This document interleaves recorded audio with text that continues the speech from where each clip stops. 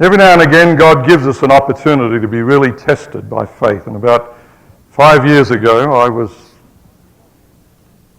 responding to an invitation from one of my sisters in Australia to meet her for a little brief vacation in Hawaii. And I said, yes, I'll do it. Let's meet in Honolulu.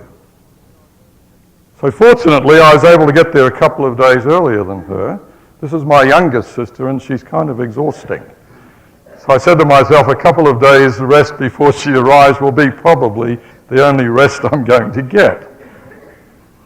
So I checked into a little hotel there in Waikiki. And one of my favourite walks, for those of you that know the area, I like to walk out of Waikiki and up around Diamond Head. It's beautiful up there. And I like to go round the corner of Diamond Head, and there's a couple of little coves there. Minimal amount of sand, especially to an Australian. Minimal amount of sand, but gorgeous reef. And you can lie there with a book and you can have the perfect day. So I picked up a book that I'd been looking for 10 years and had just found. I thought, oh wow, I'm going to walk up early in the morning around Diamond Head. Nobody ever goes to these little coves. I'll stretch out on the sand. I'll read my book in the sun. If it gets hot, I'll just get on the reef and swim and come back and lie on the sand. Now, I don't know about you, but I'm a fanatical beach person myself, having been born and raised on the beach, basically. And so when I go to the beach, I dig in. I dig the actual contour of my body in the sand. I just lie down on the sand, first of all, and get the outline, and then I dig it out. And I shape myself into the sand so that my body is kind of nestled in a cocoon and my arms are perfectly at ease, they're at the right level, and my head is elevated sufficiently. And I took about 20 minutes to dig myself in this little cove. Put my towel down, had my swimming trunks on, picked up my book and lay back, and the sun was beating, the palm trees overhead were waving, the blue-green of the water, and I thought I'd died and gone to paradise. And I lay back there for the perfect day. And for about 2 hours, the sun beat down on me, and I felt so good. And after 2 hours, I thought I felt a little wetness on my feet. So I looked down, and I'm very surprised the tide was coming in. And it was just starting to lap at my feet. So I said to myself, oh, what a nuisance. I'd forgotten about the tides at this time of the year. And so I got up and I moved back about 3 or 4 feet and I dug in again. Took another 20 minutes, dug myself in, put my towel down, stretched out again. And the book was so fascinating, I got engrossed. Another hour went by and I felt my feet getting wet again. I said, ah! And I looked back behind me because there's a retaining wall, a concrete block retaining wall comes down, and above it there's a magnificent house up there, and they built this huge wall all the way down onto the sand. I said, oh, I've only got about 3 feet left. Now, common sense should have told me that maybe it's time to pack up and leave the beach. But I am such a beach lover, and I like to get out there for the full 8 hours in the sunlight. And so I said, okay, I'll make one last move. So I got up again and dug myself in, and my head's only now about 2 inches from the wall. And I lay back again and took out my book and I began to read again. Now, those of you that know the ocean as well as I do, you know that occasionally you get a freak wave. Much bigger than the waves that are just rolling in. Every now and again you get a freak one comes in and it's big. And I am so settled, I'm dozing away actually. I think I said to myself, I didn't realise how tired I actually was. And I'm dozing away, and unbeknown to me, there's a freak wave heading for the beach. Had I been alert and looking, I would have seen it and had time to scramble away. So I'm lying there totally at peace, and this wave comes over, even over the reef, and it crashes down on top of me in all my peacefulness. And in one moment of time, I call this my preparation for the time of trouble. In one moment of time, everything is turned upside down. This book that I'd been looking for years floats out to sea. My walking shorts that were lying on the beach next to me are carried out to sea. In the pocket of those shorts was my driver's license and the only credit card I had taken with me to Hawaii. I had no cash on me. I had decided to go to the ATM machine on the way back. So I'm in Hawaii for 10 days with zero cash.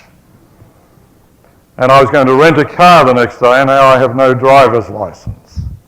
It's gone out to sea. My towel has gone out to sea. My T-shirt has gone out to sea. And the wave was so strong that as it landed on top of me, it picked me up and threw me head over heels. This is the only time in my life this has ever happened to me.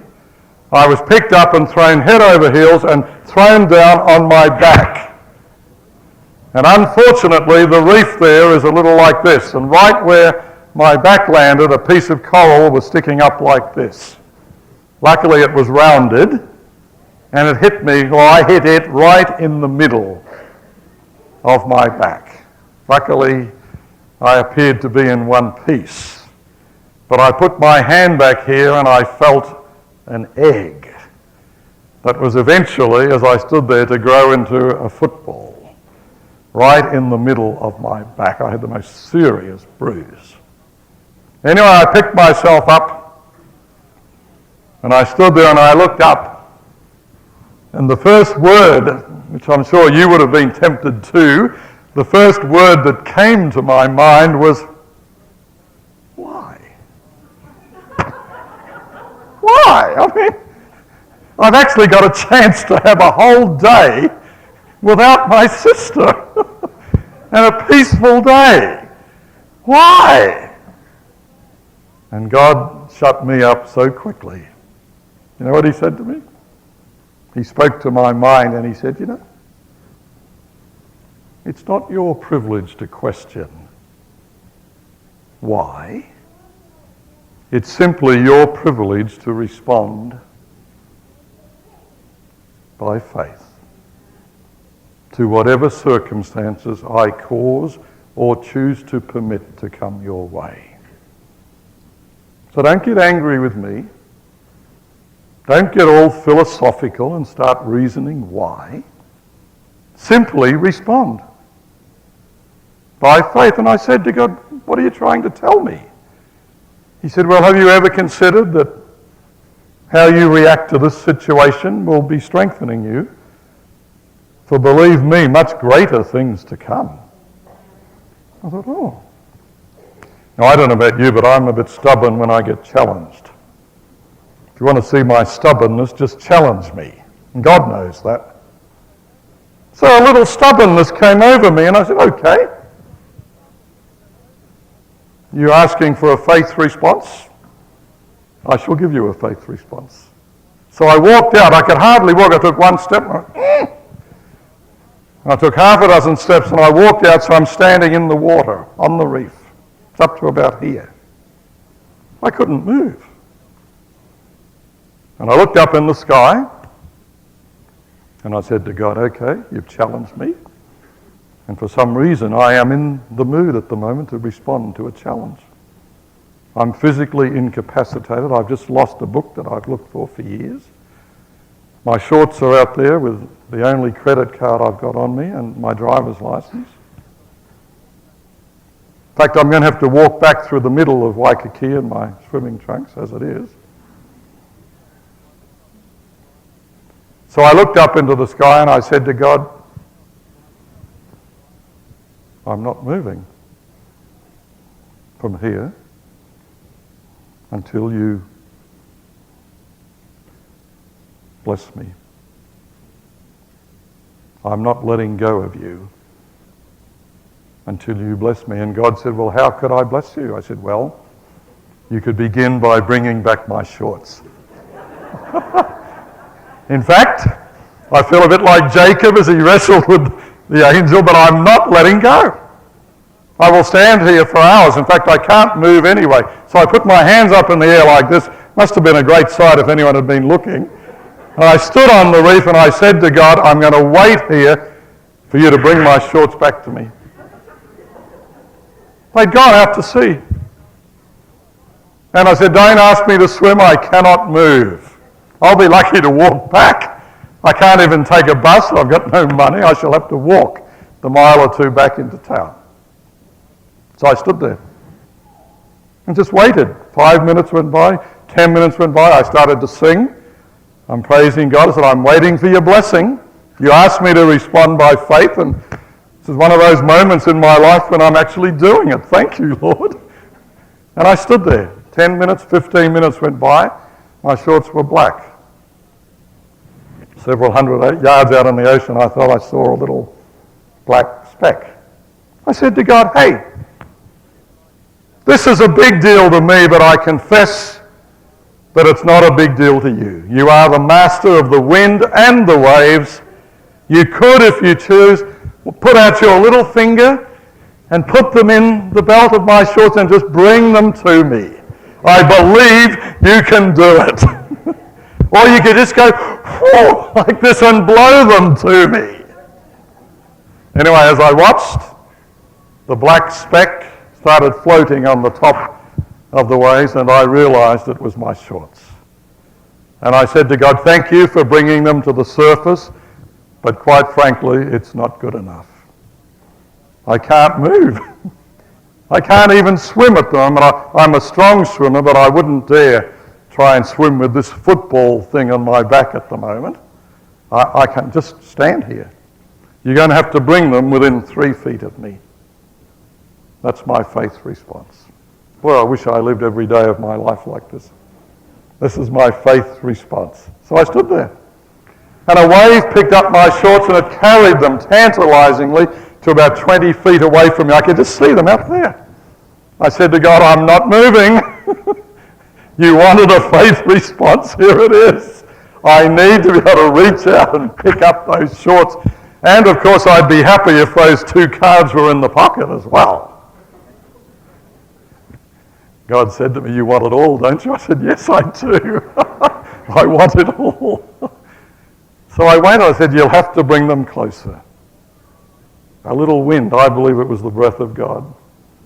A little wind arose and God went, and those shorts floating on the top of the ocean floated to within 3 feet of where I was standing. Isn't God good? I reached out and I picked up the shorts, and of course I went straight into the pocket.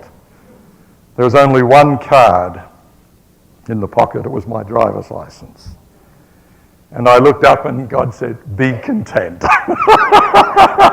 Be content. I said, thank you, thank you. So I hobbled back into town. But I look back on that experience and I say to myself, wow, if only I responded to every situation in my life with the kind of trust in God that was oozing out of my body on that particular day. Everything we have in Jesus Christ is ours by faith.